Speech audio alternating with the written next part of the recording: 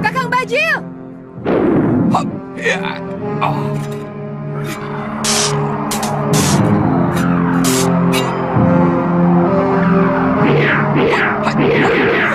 Rupanya kau ingin menjajal kehebatan pedangmu sendiri, Kamandanu.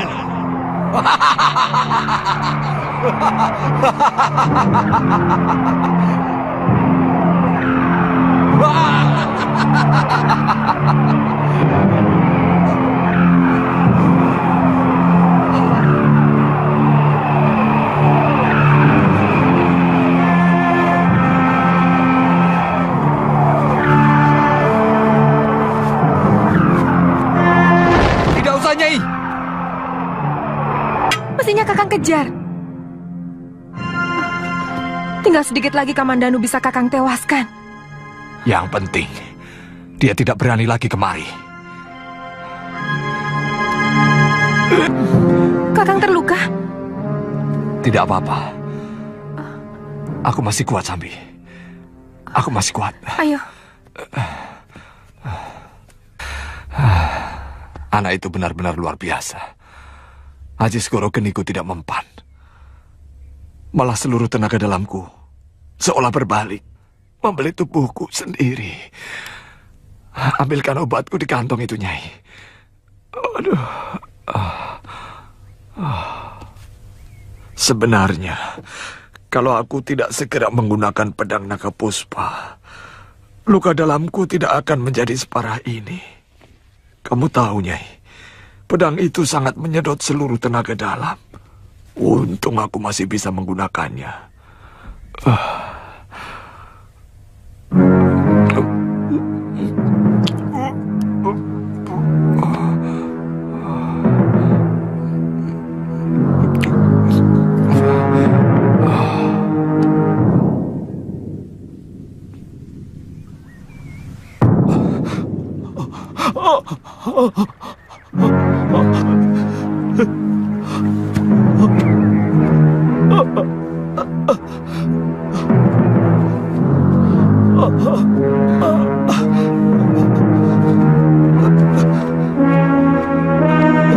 Ada apa, Kakang? Lindungi aku, Wuni. Aku takut sekali. Takut apa? Kakang bisa bicara takut? Ada apa Kakang sebenarnya? Kakang sudah berhasil melukai Tong Bajil. Dalam beberapa jurus lagi, dia pasti akan ambruk. Kakang bisa mengambil pedang itu kembali. Pedang itu berubah menjadi naga raksasa yang beberapa kali mau menelanku. Aku takut, Wuni. Aku takut. Tolong bawa aku ke tempat Empu Lungga. Baik. Kali ini saya ikuti Kakang. Kita ke desa Kedung Pluk lagi. Saya ambil kuda dulu sebentar.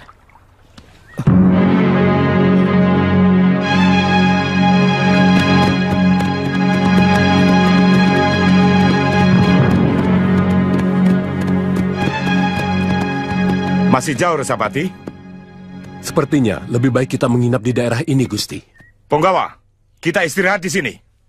Kita istirahat di sini. Tempat ini masih di luar jangkauan mereka. Kalau mereka belum pindah.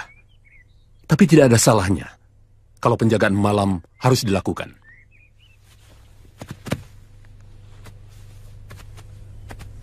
Kalau melihat kehebatan Tong Bajil tempo hari, tampaknya kita harus sangat hati-hati.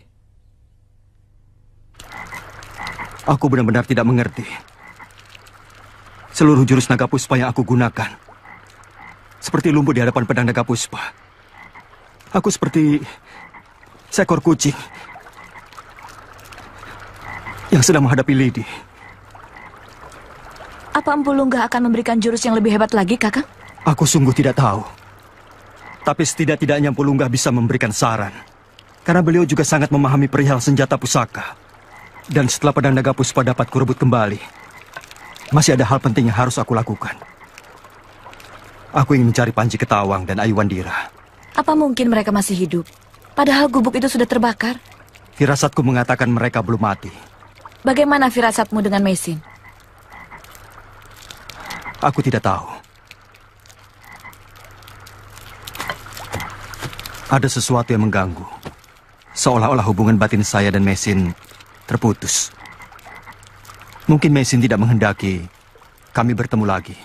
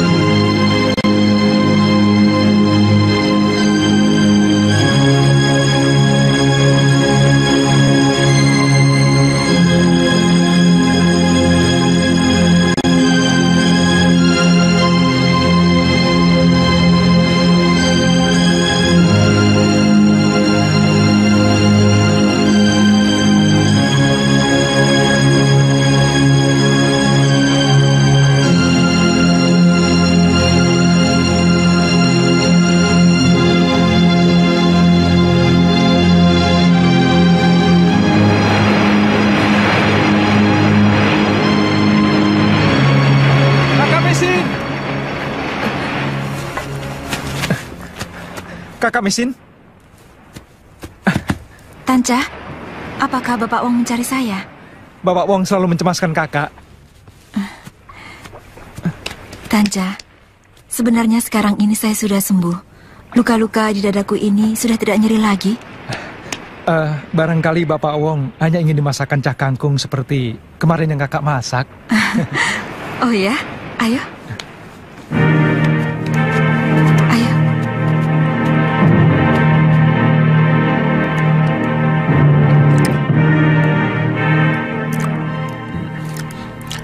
Setiap makan masakanmu, aku selalu ingat negeri leluhur. Sejak semula saya sudah menduga kalau Bapak Wong bukan asli penduduk sini. Karena mata Bapak lebih sipit dan kulit Bapak lebih langsat dari penduduk asli negeri ini. Sama seperti aku melihat kamu. Saya berasal dari Hunan. Saya dari Mongolia.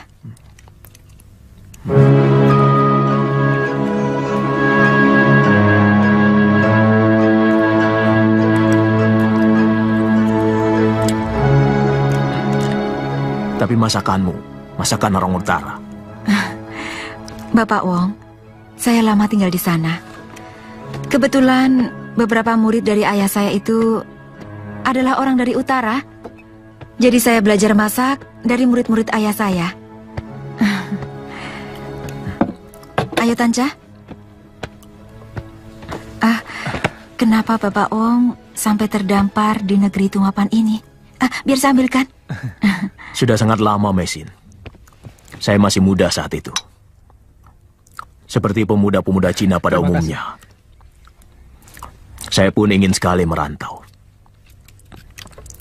Saya memilih menuju selatan. Dan saya merasa cocok tinggal di negeri yang penduduknya sangat ramah ini.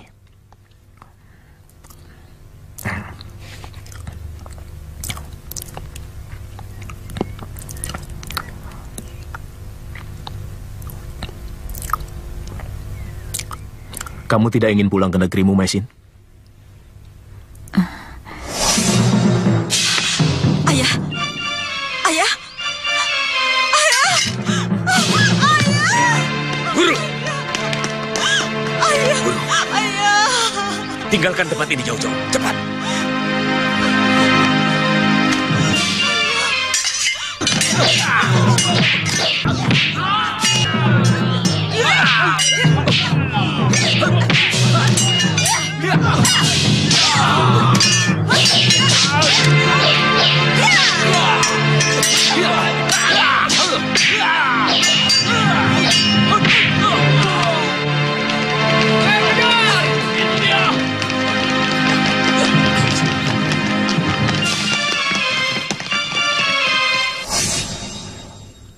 Di sana saya tak punya siapa-siapa. Sedangkan di sini ada anak saya yang belum saya temukan, juga suami.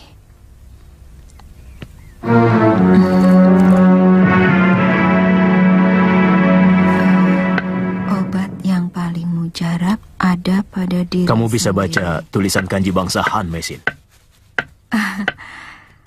Kakak lo yang mengajarkan saya tentang sastra Han. Bapak Wong, ternyata mempelajari pengobatan sangat menarik. Ada kebahagiaan bagi seorang tabib yang tidak ada taranya.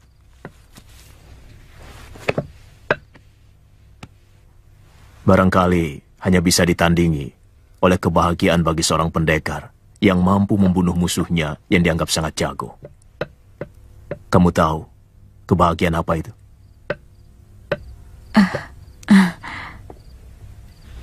Kebahagiaan karena dia berhasil menyembuhkan penyakit berat yang diidap oleh seseorang yang meminta pertolongannya. Kebahagiaan itu tidak bisa diukur dengan apapun.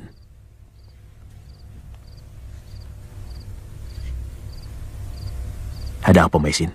Kamu tidak setuju dengan pendapatku? Tidak. Sebenarnya saya setuju pada pendapat Bapak. Saya sedang menyesali apa yang telah saya lakukan selama ini sebagai seorang pendekar. Terus terang, saya merasa bahagia kalau sudah bisa melukai, atau bahkan kalau berhasil membunuh lawan saya. Sementara seorang tabib malah sebaliknya, dia akan merasa bahagia sekali kalau bisa menyelamatkan nyawa orang. Iya kan? Iya, memang begitu. Tapi sama-sama membahagiakan, bukan? Manusia selalu mencari kebahagiaan batin. Maka tinggal memilih, sebagai pendekar atau sebagai tabib. Apakah seorang pendekar bisa menjadi tabib? Menjadi seorang pendekar diperlukan syarat-syarat yang khusus, Mesin. Badan harus kuat, naluri pun harus kuat. Dan yang lebih utama lagi, dia harus memiliki ketegaan untuk menyakiti, bahkan membunuh orang lain. Sementara menjadi seorang tabib hanya memerlukan ketekunan, ketelitian, dan kesabaran. Kenapa kamu tiba-tiba bertanya soal itu, Mesin? Kamu ingin menjadi tabib? Pelajari kitab itu. Akan kuperkenalkan jenis-jenis tanaman untuk bahan obat. Dulu Ratanca juga seperti kamu. Tidak tahu apa-apa. Sekarang dia sudah mahir meramu obat dan manjur. Bapak Wong terlalu melebih-lebihkan, Kakak. Sampai sekarang saya merasa belum bisa mengobati orang. Tanja, jangan terlalu merendahkan diri. Kalau kamu terus-terusan begitu, artinya kamu sudah menghina aku sebagai gurumu. Guru yang tidak becus mengajari muridnya. Maaf, Bapak Wong. Besok kamu saya beri tugas untuk mengenalkan jenis-jenis tanaman kepada Mesin. Baik, Bapak Wong. Bapak Wong, terima kasih banyak. Ya, Tanja.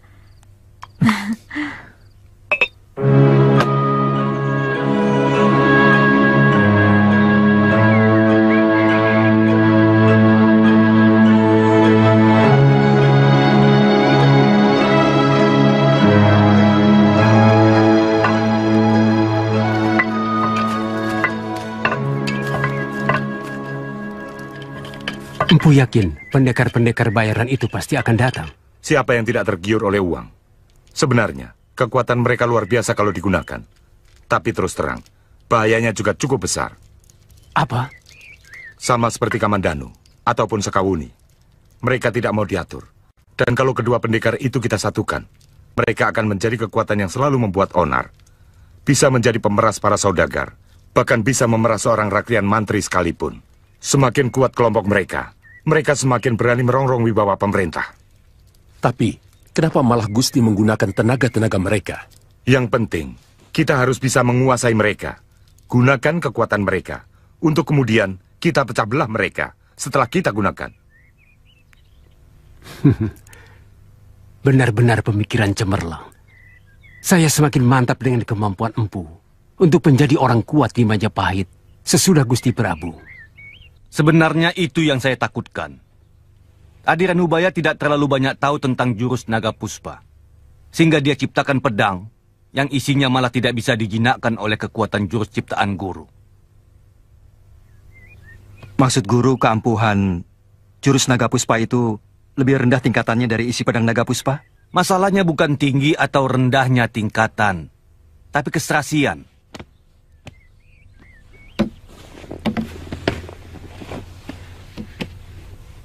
Mendengar ceritamu, sangat gamblang bahwa pedang naga puspa memiliki isi yang terlalu panas, sehingga tidak bisa dikendalikan oleh jurus naga puspa yang sebenarnya memiliki inti yang sama.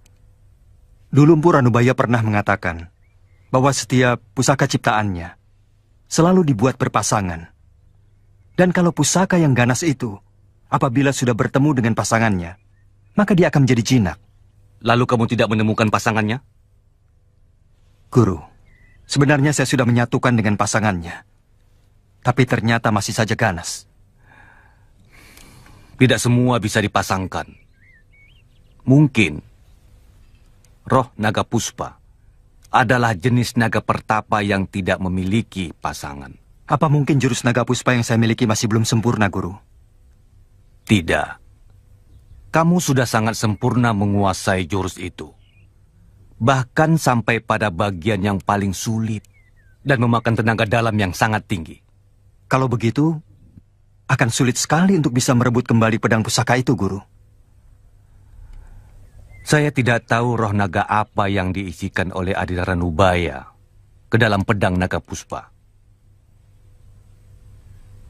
Tapi bagaimanapun, pasti ada kekuatan yang mampu untuk menjinakkannya. Cuma sekarang saya belum menemukan.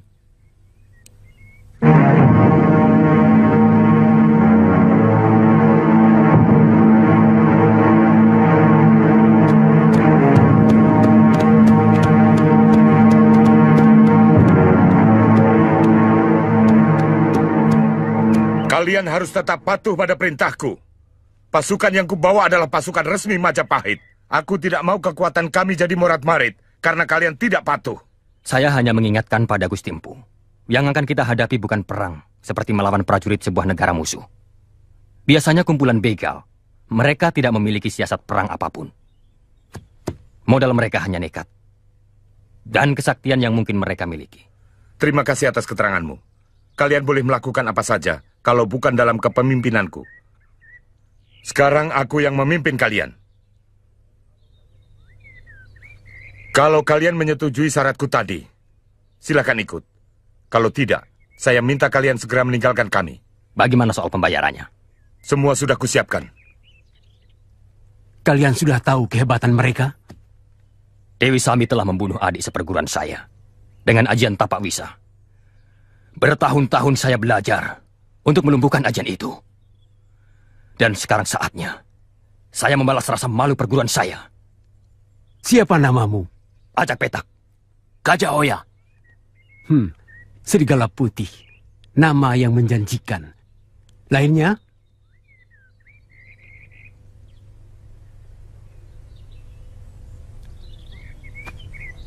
Apa kalian mampu menghadapi Tong Bajil?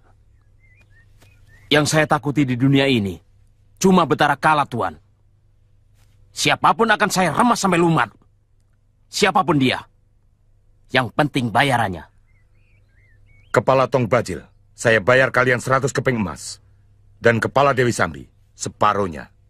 Siapkan uang itu. Gajah Oya yang akan menenteng 2 kepala rampok itu sekaligus. Bagikan panjar buat mereka. Baik, Gusti.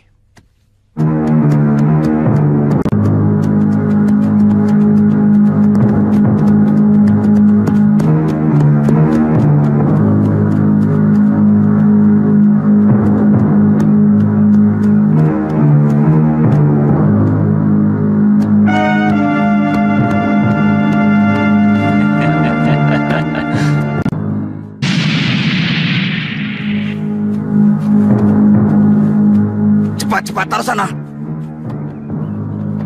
Ayo cepat, bawa ke sana. Ayo cepat.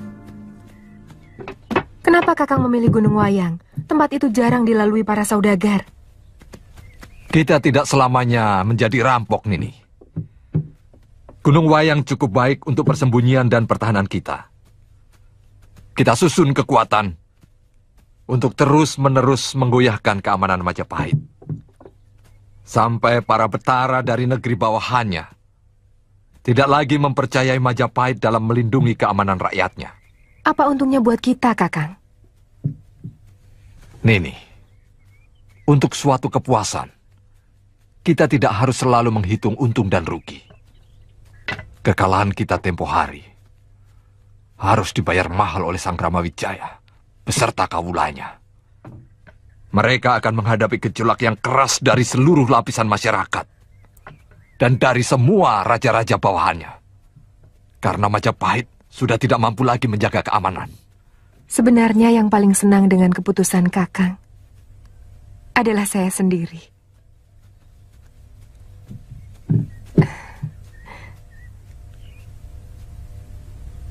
Kamu? Sudah 2 bulan dia tidak datang, Kakang. Sambi.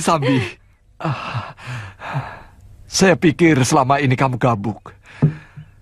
Tetapi ternyata kamu sawah subur yang mampu menumbuhkan benihku.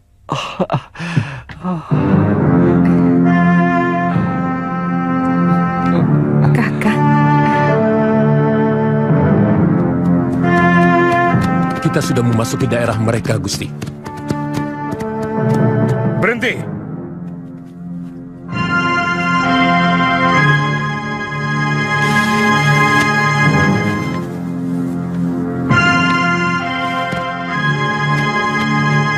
Itu mata-mata mereka, Gusti.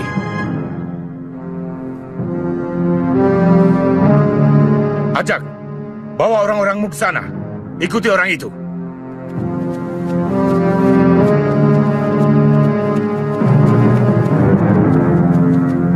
Kita pecah barisan menjadi 3. Kita maju. Yuk.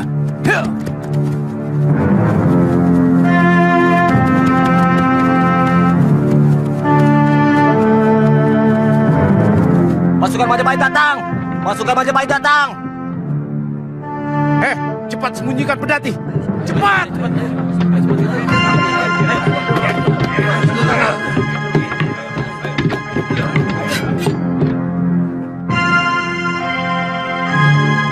Sambut mereka dengan meriah. Kita permalukan mereka. Nyai, kau tidak usah ikut.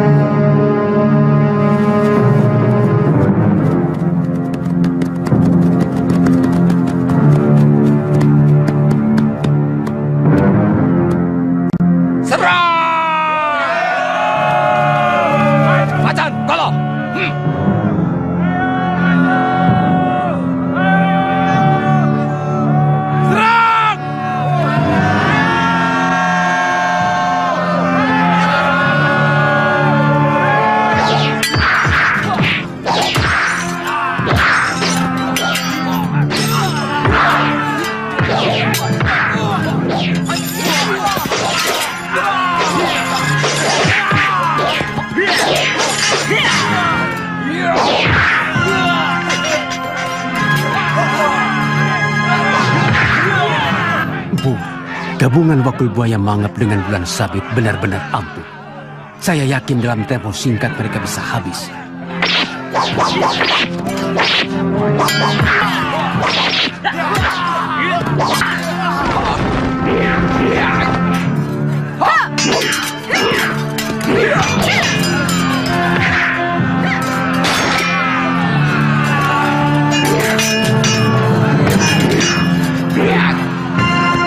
Nini, kamu tidak usah ikut. Tidak apa-apa, Kakang. Kelihatannya cukup enteng.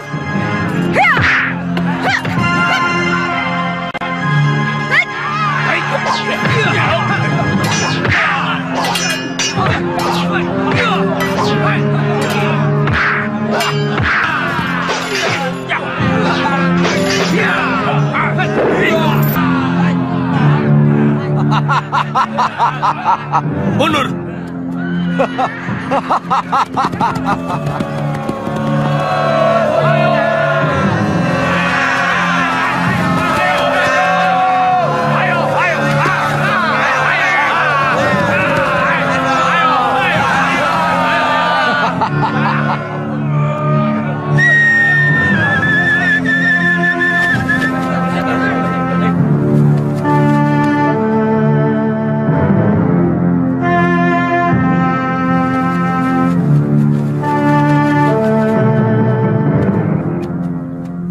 Tidak apa-apa, Kakang. Kalau pasukan Majapahit terus-menerus kita hancurkan, lama-kelamaan mereka akan putus asa, Nini. Selanjutnya kita yang memegang kendali untuk daerah tertentu yang kita inginkan. Atau Nini ingin aku menjadi raja supaya anak kita lebih terhormat. Kenapa? Nini ragu bahwa saya bukan keturunan terah kesatria. Apa Nini pikir Ken Arok itu juga keturunan kesatria? Dia jauh lebih rendah dari aku. Pencuri, penjara, dan penjudi. Kakang benar-benar luar biasa. Dengan pedang naga puspa ini, kelihatannya cita-cita Kakang semakin mendekati kenyataan.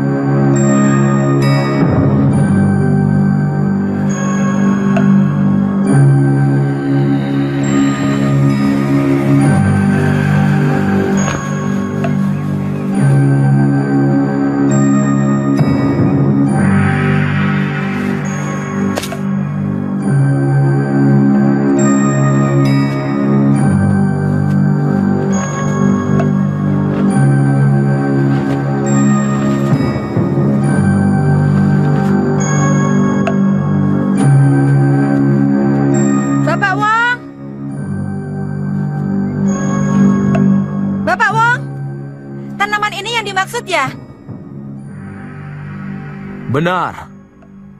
Jangan keliru. Dengan yang ada cincinnya. Racunnya sangat tinggi dan mematikan.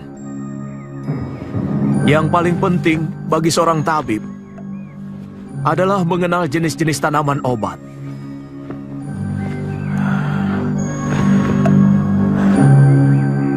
Dalam hal ini, Ratanca sudah lulus. Dia sudah menguasai lebih dari 200 macam.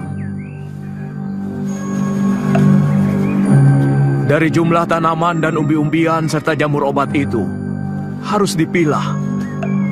Mana yang untuk obat luar, dan mana yang untuk obat minum. Ada yang hanya bisa untuk obat luar, dan sama sekali tidak boleh untuk diminum. Karena bisa menjadi racun. Itu juga harus kamu hafal benar-benar. Dia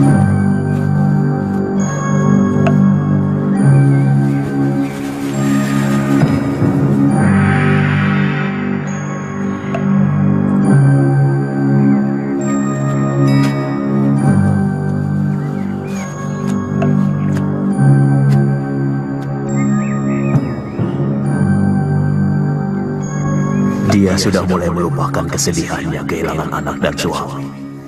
Itu jauh lebih baik untukmu, Messi.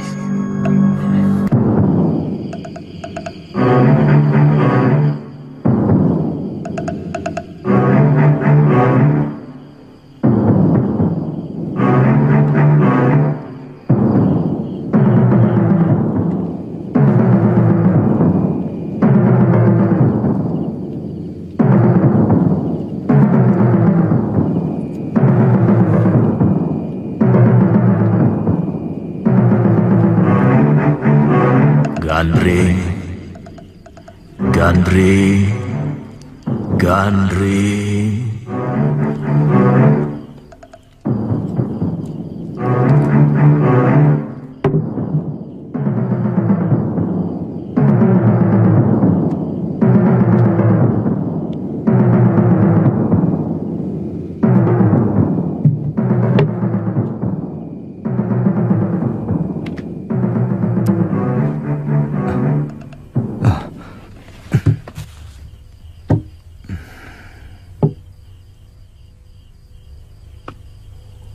Saya tidak tahu apakah wisik itu benar. Tapi dalam samadi saya tadi, saya mendengar suara yang sangat sering saya dengar. Suara guru.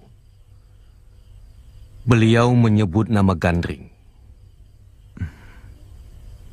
Gandring? Bukankah itu nama guru dari Empu Sasi sendiri? Benar. Tapi nama itu juga sudah menjadi nama dari sebilah keris ciptaan beliau. Keris yang memikul kutuk penciptanya. Kamu pun tahu bagaimana keris itu terus-menerus meminta korban setelah Eyang Guru tewas oleh keris ciptaannya sendiri di tangan Ken Arok. Dan sesudah itu, kamu pun tahu keris Empu Gandring menghabisi nyawa Tunggul Ametung, Kebo Ijo, dan sebagainya. Empu Ranubaya pernah menceritakan tentang keris sakti itu. Guru tahu di mana keris sakti itu sekarang? Tidak ada seorang pun yang tahu.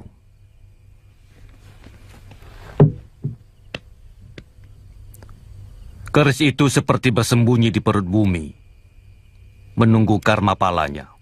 Mungkin wisik itu memberikan isyarat supaya saya mencari keris sakti Empu Gandring itu. Karena mungkin hanya dengan keris sakti itulah yang mampu menjinakkan pedang sakti Naga Puspa.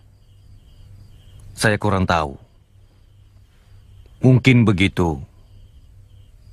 Atau juga mungkin supaya kamu menemui sang empu. Tapi Empu Gandring kan sudah tewas, Guru.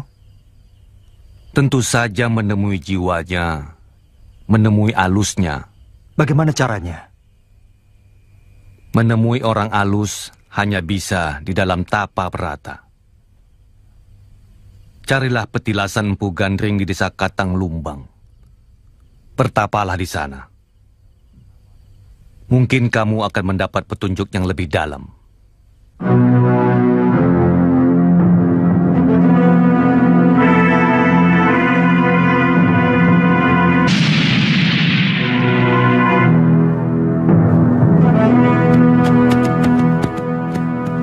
Saya kadang-kadang kurang bisa memahami jalan pikiran Pulungga.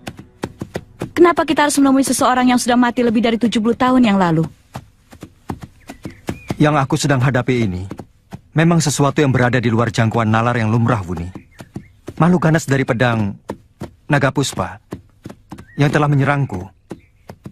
Bagi orang lain tidak bisa diterima dengan nalar sehat. Tapi saya mengalami sendiri. Jadi bagi saya, asal Empu Gandring masih wajar. Masalahnya, apakah petilasan itu benar-benar ada? Dan kalaupun ada, apa masih bisa ditemukan? Dulu saya pernah mengantar Ayahanda Anggareksa ke sana. Menurut Ayahanda, pada hari-hari tertentu, banyak empu keris yang nyepi di sana.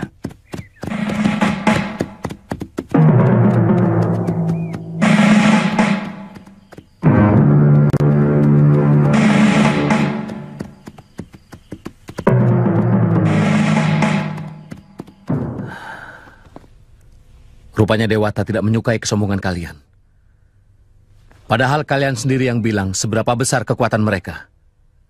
Padahal kalian sendiri yang melaporkan kepada saya bahwa Tong Bajil memiliki pusaka yang direbut dari Kamandanu.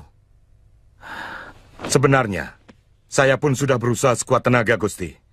Bahkan saya menambah kekuatan pasukan dengan para pendekar sewaan yang sangat sakti mandraguna.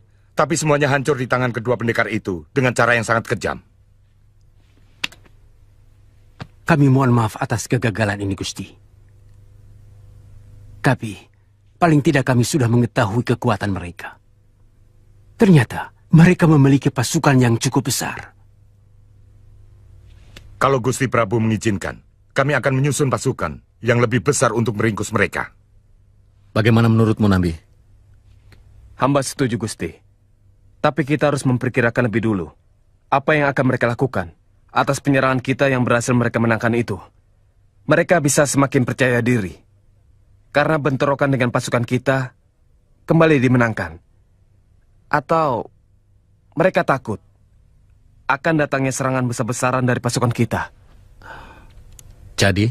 Di sini kecermatan mata-mata kita harus bekerja lebih keras lagi. Caranya? Itu tugas Empu Wahana sebagai Rekwian Temunggung untuk mengaturnya. Iya. Gagasan Patinami sangat tepat. Saya sangat setuju. Jangan permalukan lagi negerimu.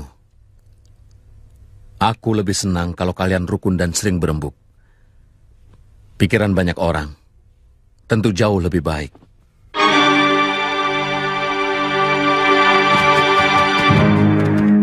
Saya yakin ini tugu batas desanya.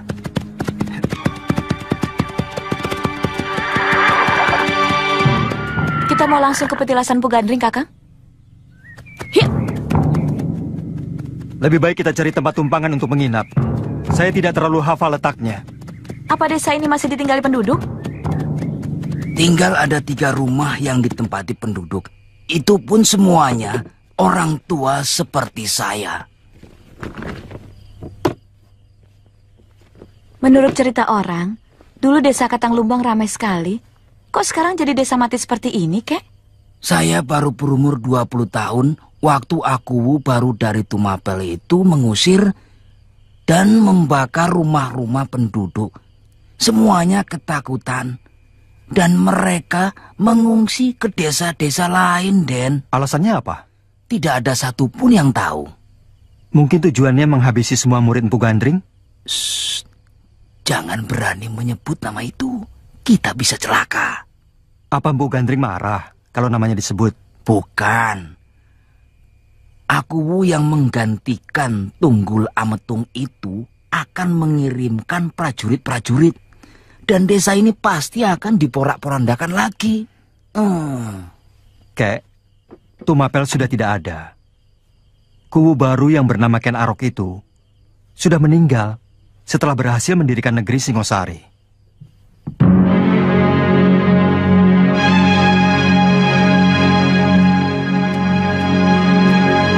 Kamandanu, kemari nak, ikuti lorong itu.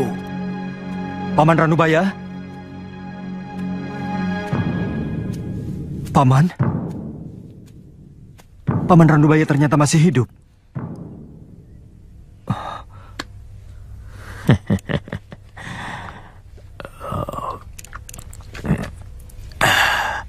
Kamandanu, aku sudah tahu maksud dan tujuanmu mencari Eyang Guru Empu Gandring. Sebenarnya kekalahanmu itu dari naga bumi yang ada di dalam pedang naga puspa. Oleh karena kepengecutanmu, kamu dikuasai oleh rasa takut dirimu sendiri. Aku sering mengingatkan bahwa setiap rasa takut akan menambah keberingasan musuhmu. Dan setiap ketakutan itu akan menghilangkan semua tenaga yang kamu miliki.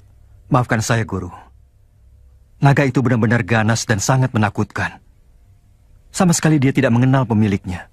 Pedang itu kuciptakan untuk Panglima Perang Mongol. Yang kita biasa menyebut mereka orang Kitai Nagari.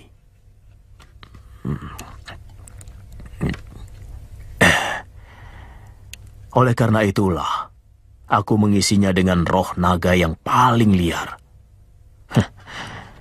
Terus terang, aku sendiri agak sulit menguasainya. Guru, kamu akan menghadapi cobaan untuk mengalahkan hawa nafsumu, rasa takutmu, dan kesungguhanmu.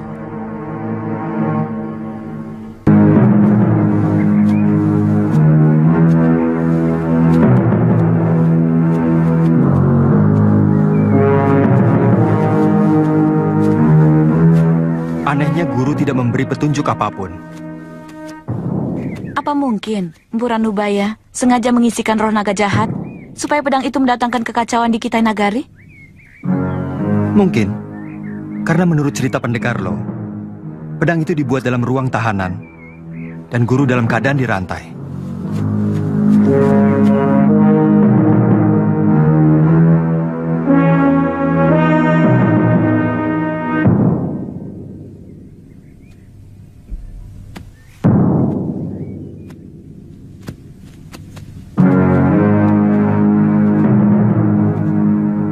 Ini petilasannya, Kakang.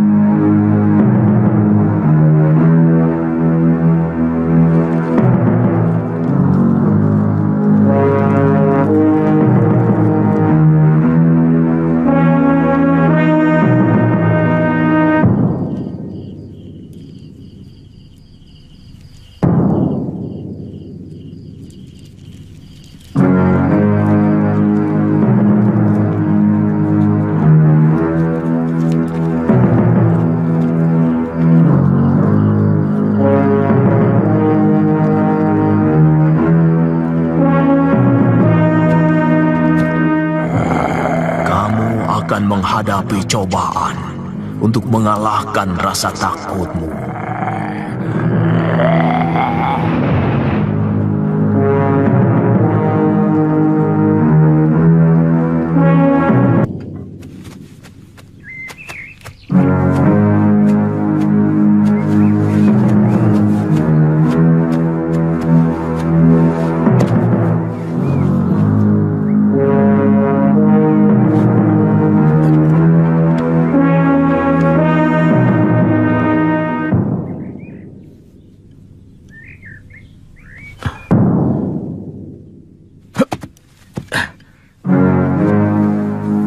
Rupanya mereka sudah kabur.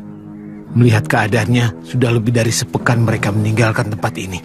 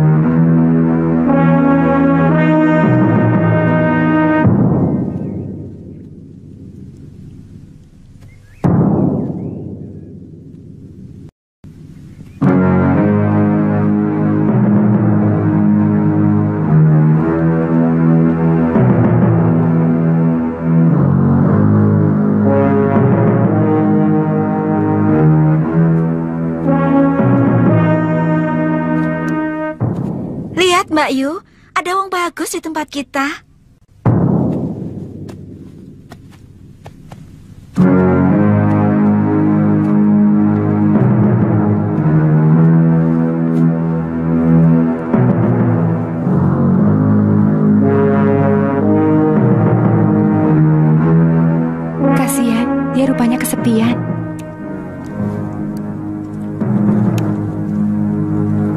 Aduh, kasihan Kakang Bo. Dia kedinginan. Lihat badannya menggigil.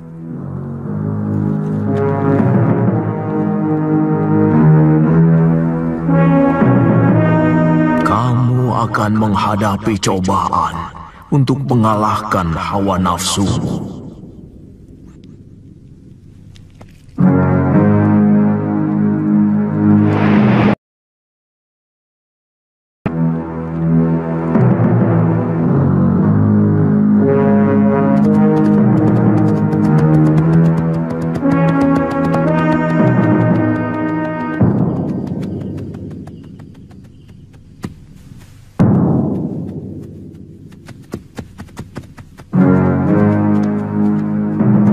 Silakan tunggu di sini, Tuan.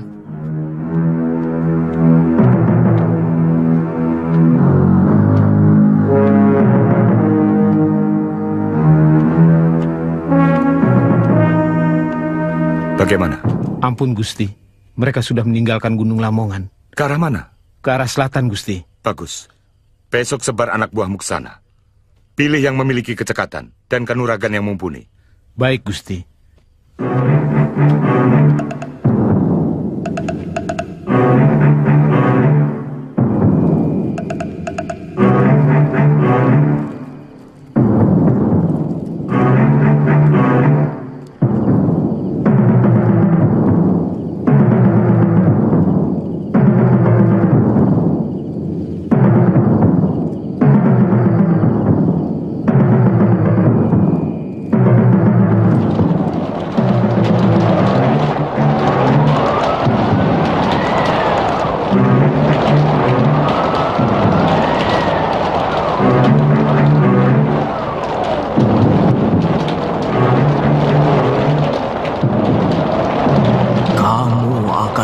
menghadapi cobaan untuk kesungguhan.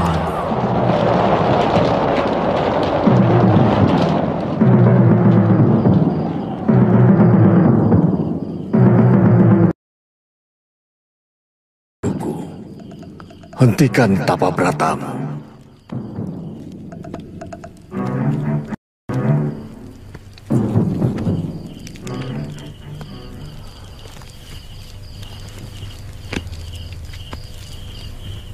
Kamu menginginkan keris terkutuk itu.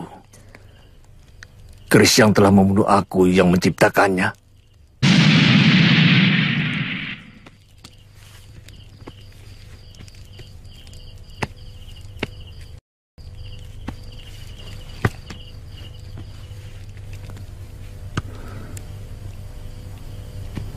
Aku tidak rela keris itu terus-menerus menghirup darah. Hanya keris itu yang mampu yang ada di dalam pedang naga puspa yang empu. Ceroboh. Berani-beraninya dia memasukkan naga bumi ke dalam sebuah senjata.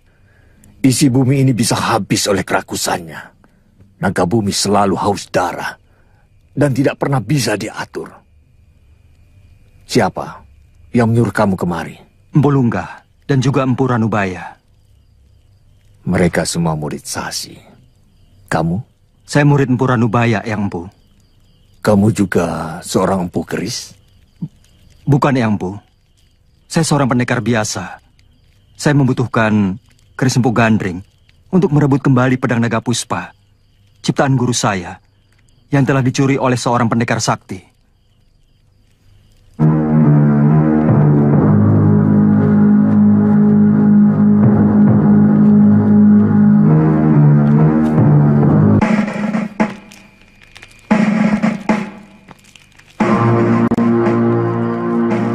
Ada apa, Kakang?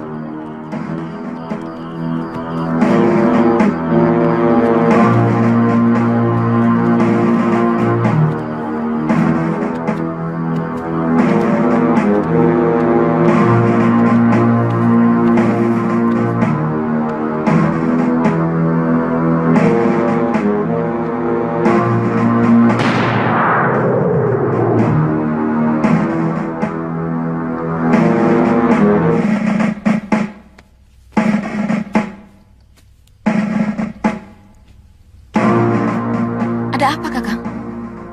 Lihat cahaya biru di semak-semak itu.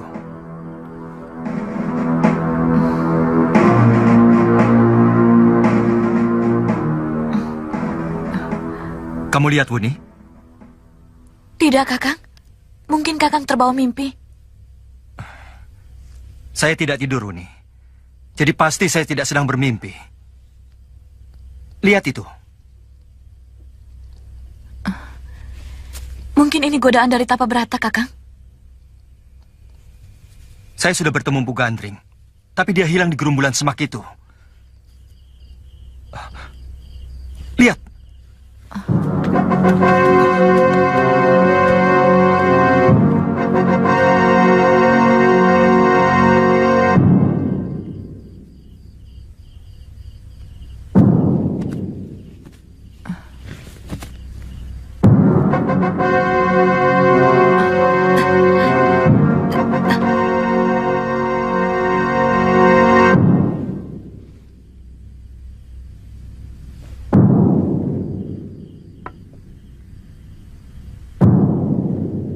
Cuma sebatang kayu, Kakang. Iya.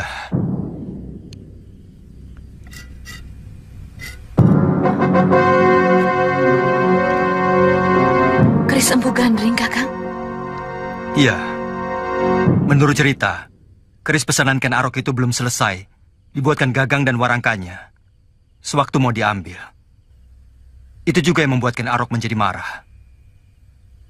Dan menikam Empu Gandring dengan keris buatannya sendiri. Keris itu banyak memakan korban sebagai supata dari sang empu.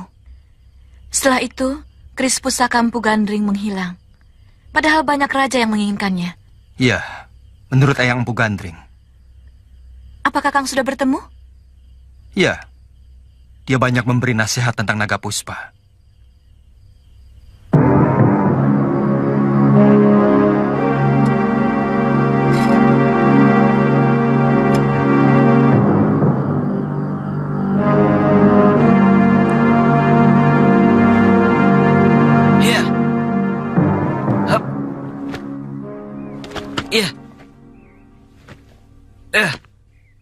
Kek, itu salah tuh, Kek.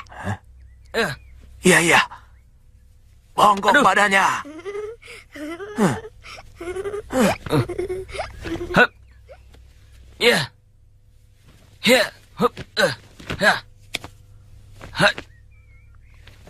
Salah lagi, Kek. Satu tangannya sambil begini.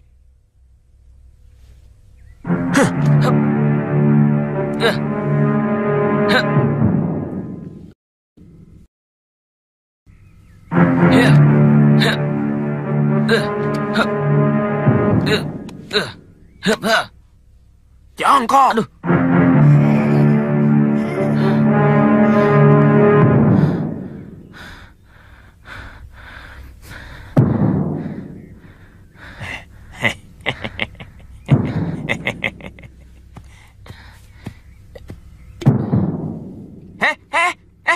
Siapa yang suruh minum? Hah? Kalau dipukul terus, Panji tidak mau latihan. Kalau gerakanmu tidak salah, kakek juga tidak akan memukulmu. Kalau Panji tidak pernah salah, berarti sudah menjadi guru, tidak perlu belajar. Makanya, belajar yang rajin, supaya tidak membuat kesalahan.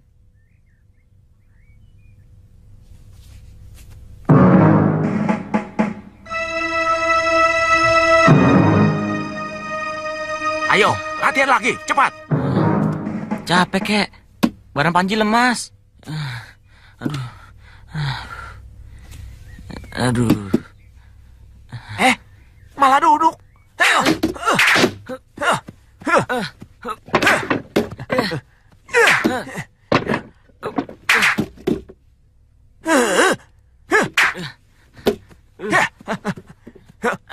Ampun, Kek.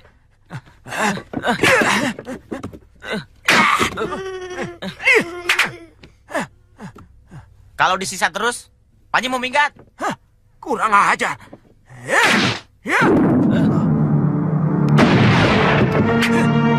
Hingga sana, biar dimakan macan. Ayo Bandira. Kemana itu anak?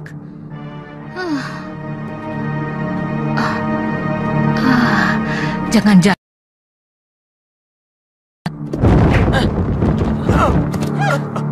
Dasar sapi ompong, sudah kamu ya beraninya sama anak kecil.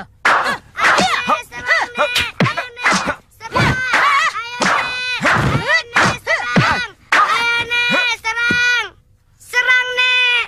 Ayu memanggil apa? Nenek naga runting. Ayu biasa manggil apa? Biyung, tapi kan Ayu bukan anak nenek. Biyung. Siapa bilang? Tuh. Apa maksudmu sapi ompong? Nini. Dia tanya, kok Biyung tidak punya bapak, bisa punya anak Ayu? Dia tanya lagi, Kek, Ayu kan bukan anak Biyung ya, Kek? Kamu jawab apa? Bukan.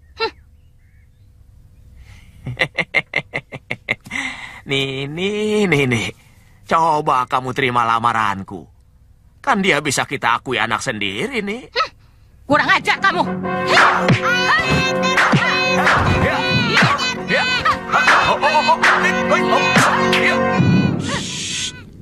Tidak baik berkelahi di depan anak-anak. Lebih baik kita berpura-pura rukun saja ya.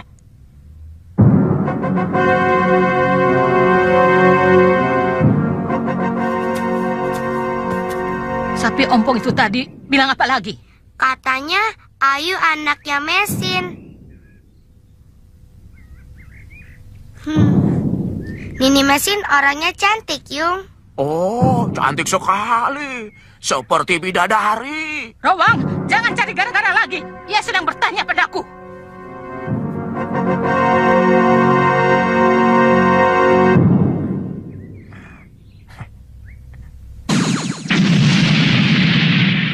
Lelaki itu harus memiliki kelebihan kalau mau dihargai orang lain. Misalnya jadi orang kaya, atau jadi orang pinter, atau jadi pendekar yang tangguh. Nah, kalau tidak, dia cuma akan jadi orang-orangan yang selalu dilecehkan dan diperkuda orang lain. Mau kamu jadi orang-orangan yang bisanya cuma nakut-nakuti burung? Mau? Tidak. Panji pingin seperti paman Kamandanu. Nah, itu baru cucu kakek. Pamanmu itu orang hebat. Ilmu kanuraganya tinggi, tapi tidak sombong. Coba kalau ayah dipangga seperti paman Kamandanu. Ayah galak. Tidak bisa berkelahi. Kerjanya hanya mencari ibu. Itu yang namanya orang-orangan. Orang lain tidak akan pernah bisa menghormatinya.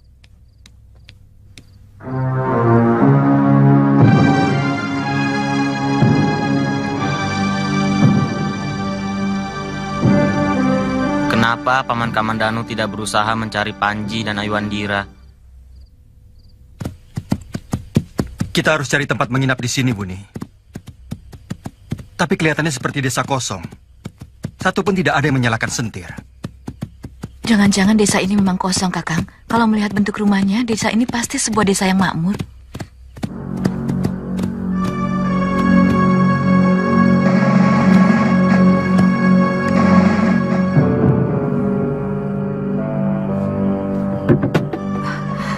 Ada siapa?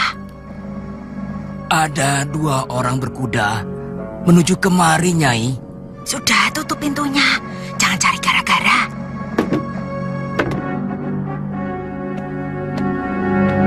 Makanya sudah, tutup pintunya. Maaf, Kisanak. Kami kemalaman. Kami butuh tempat penginapan. Jangan takut, Kisanak. Kami pengembara yang kemalaman. Kami bukan orang jahat. Iya, tapi... Kenapa hampir semua rumah di desa ini tidak menyalakan sentir, Pak? Kami takut. Kenapa? Rampok-rampok itu pasti datang dan mengobrak-abrik desa ini. Kalau melihat ada rumah yang berani nyalakan sentir. Kali ini tidak usah takut. Kami berdua yang bertanggung jawab kalau rampok itu datang kemari.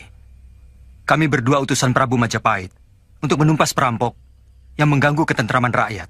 Weleh, saya kira sampean itu rampok. Saya tidak menyangka bahwa Gusti Prabu punya perhatian sampai ke dusun kecil seperti Gedang Selirang ini. Nyalakan sendirnya, Ki. Iya.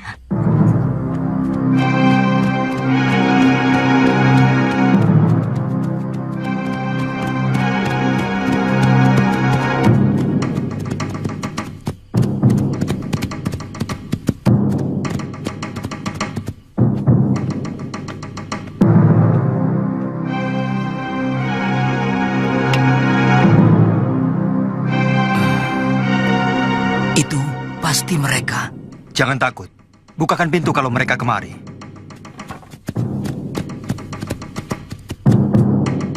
Ada yang tidak patuh. Lihat. Kurang ajar.